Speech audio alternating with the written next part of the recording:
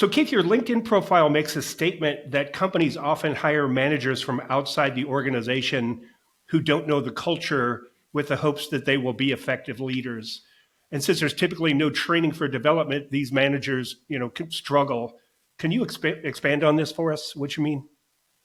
Yeah, so I worked for a company that was taking over responsibility for their product, and they hired a lot of sales representatives outside the organization as they were standing up capabilities.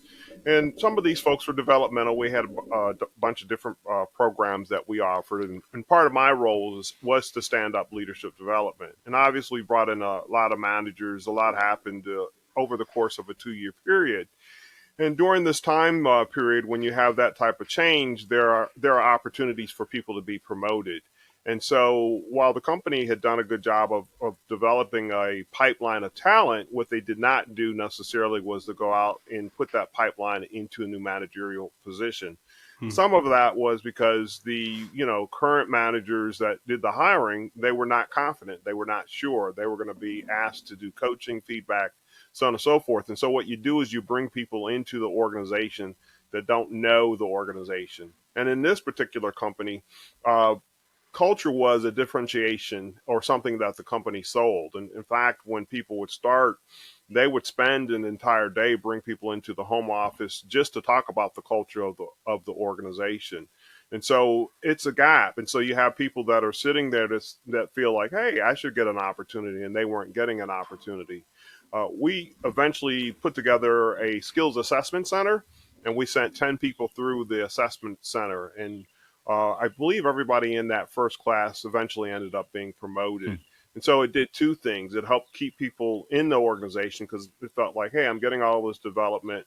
Now my talents are being recognized. The other piece of it was that managers were able to see that, hey, we actually have good bench strength, and then not to have to pull people from outside the organization. And here's something that's really interesting. When somebody leaves their old organization and they go to a new organization, one of the reasons why they get a big raise is to compensate for the loss of effectiveness that they're going to have in this new role. They don't have the network, they don't have the relationships, they don't have any of those things. So it's going to take some time for those folks to get up to speed. In some cases, it's easy for a new manager that's been working in an organization for quite some time, that understands the culture, that has a network. And if you do the things that, uh, managers, second line managers should be doing, coaching, feedback, helping people be better and more effective at their role, that manager has an opportunity to be a superstar. Versus if they come from outside the organization, it's not that they can't be successful, it's just going to take a little bit more time.